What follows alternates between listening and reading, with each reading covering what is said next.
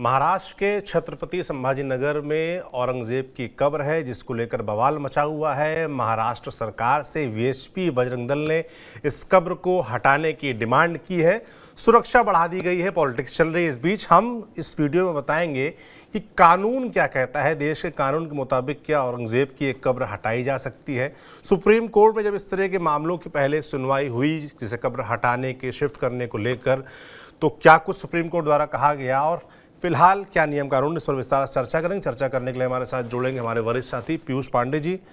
पीयूष जी, कानूनी पक्ष थोड़ा समझना चाहेंगे। औरंगजेब की जो कब्र हटाने का मामला फिर से उठकर आया है, पहले भी इस तरह का विवाद रहा है इस कब्र को लेकर। तो मैं जानना चाहूँगा कि सुप्रीम कोर्ट में इस तरह के मामलों की पहले भी सुनवाई हुई है, तो उन सुनवाई में क्या हुआ है और फिलहाल अपने देश में क्या कोई ऐसा कानून है जिससे कब्र हटाई जा सके वहाँ से? देखिए सौरभ, कब्र को हटाने को लेकर के कोई स्पष्ट कानून नहीं है। सिर्फ एक कानून है, और वो भी जो BNSS है, यानी कि भारतीय नागरिक सुरक्षा संहिता, जो पहले CRPC था, अब वो BNSS है। और BNSS में सिर्फ एक धारा है 157 सबसेक्शन 3, जिसके तहत इन्वेस्टिगेशन का अगर कोई मामला है तो उसमें सुरक्षा एजेंसियां अदालत से ये मांग कर सकती हैं कि हमें जो है उस कब्र को या उस दफन, जहाँ पर एक शरीर दफन है, उस जगह को खोद करके निकालना है और वहाँ से फॉरेंसिक एविडेंसेस कलेक्ट करने हैं। और इस बेसिस पर ये अदालत का विवेक होता है, निचली अदालत या ऊपरी अदालत या फिर सर्वोच्च अदालत, ये विवेक है उनका कि वो इसकी इजाज़त दें या ना दें। क्योंकि इसमें सिर्फ ये नहीं देखा जाता कि आपको इन्वेस्टिगेशन करना है और सिर्फ वही ज़रूरी है। चूँकि एक कब्र जो है वो धार्मिक मान्यताओं के बेसिस पर और जो परंपरा है उसके बेसिस पर किसी का शरीर दफन किया जाता है, और आर्टिकल 25 वहाँ पर आड़े आता है, 25 और 26। इस स्थिति में जो कानून व्यवस्था है या फिर अन्य जो वजह हैं उन पर भी अदालत गौर करती है और उसके बाद ही इजाज़त देती है। सिर्फ यही एक कानून है जिसमें एजेंसियों को इजाज़त मिल सकती है किसी भी कब्र को उसकी कब्र से निकालने के लिए, किसी भी शरीर को उस कब्र से निकालने के लिए। शेष तमाम मामले सुप्रीम कोर्ट में आज़ादी के बाद पहुँचे, हाई कोर्ट में भी पहुँचे, और उन मामलों में सुप्रीम कोर्ट ने गौर किया, हाई कोर्ट ने भी गौर किया, और हाई कोर्ट के बाद जब सुप्रीम कोर्ट मामला पहुँचा तो अंततः ऐसे मामलों में सुप्रीम कोर्ट इस नतीजे पर पहुँची कि जो आर्टिकल 21 है, यानी कि जो जीवन जीने का राइट टू विद डिग्निटी, यानी कि गरिमापूर्ण जीवन जीने का जो अधिकार है, वो सिर्फ जीवन रहते नहीं है, जीवन के बाद भी है।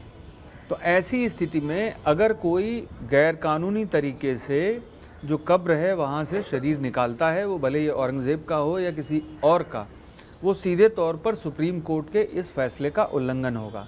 और सुप्रीम कोर्ट का फैसला जो है देश का लॉ ऑफ लैंड होता है, यानी कि देश का कानून माना जाता है।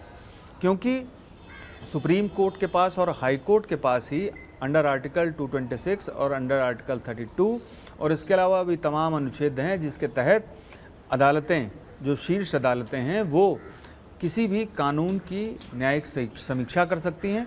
और अगर जहाँ पर लॉ ऑफ टॉर्ट है, यानी कि जहाँ कोई कानून नहीं है, बिल्कुल निर्वात है, तो ऐसी स्थिति में भी वो कानून एक बना सकती हैं या गाइडलाइंस दे सकती हैं। तो एक सुप्रीम कोर्ट का 2002 का फैसला था। उस फैसले में सुप्रीम कोर्ट ने ये साफ किया था कि जीवन जीने का जो अधिकार है गरिमापूर्ण तरीके से, वो सिर्फ जीवन तक ही सीमित नहीं है, उसके बाद भी वो अधिकार लागू होता है। तो ऐसी स्थिति में किसी भी कब्र को यूं ही नहीं निकाला जा सकता किसी एक मांग पर। और इसमें इसके पहले भी पूर्व में कई तमाम फैसले थे। एक सबसे पुराना जो फैसला था, जो 1870 में एक केस शुरू हुआ था, जो बनारस के पास दोषीपुरा है, वहाँ पर शिया और सुन्नी का जो विवाद था, वहाँ पर 2 कब्रें थी और उन कब्रों को दूसरी जगह स्थानांतरित करने का मामला था। और सुप्रीम कोर्ट ने उस मामले में आज से करीब 4 दशक पहले फैसला भी दे दिया था और उन कब्रों को हटाने का भी आदेश दे दिया था। लेकिन राज्य सरकार की ओर से हवाला दिया गया कि यहाँ पर स्थिति बेकाबू हो जाएगी, कानून व्यवस्था खराब हो जाएगी, संघर्ष हो जाएगा दोनों पक्षों के बीच में, जो शिया और सुन्नी है।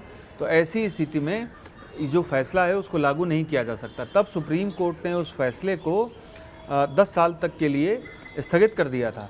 और फिर 2003 में जब ये फिर से बात आई कि इस फैसले पर क्या किया जाए, चूँकि ये स्थगित फैसला है और उसे लागू किया जाना है, तब भी राज्य सरकार ने दोबारा ये बात कही और 2014 तक के लिए वो स्थगित हो गया फैसला। 2014 में जस्टिस RM लोढ़ा समेत 3 सदस्यीय बेंच ने ये साफ किया कि इस मामले में जो राज्य सरकार का कहना है वो सही है और हम संतुष्ट हैं राज्य सरकार की ओर से जो कदम उठाया गया।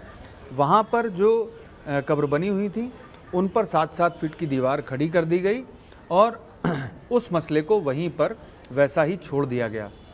हालांकि सुप्रीम कोर्ट ने याचिकाकर्ता जो शिया पक्ष था उसको एक छूट दी कि इस मामले में वो एक आवेदन सुप्रीम कोर्ट में दाखिल कर सकता है और ये छूट अभी भी बनी हुई है। उनके तरफ से कोई आवेदन नहीं दाखिल किया गया क्योंकि उनको भी समझ में आ गया कि ये मसला कितना क्लिष्ट था और ऐसी स्थिति में सुप्रीम कोर्ट का भी आदेश नहीं लागू किया जा सका राज्य सरकार द्वारा।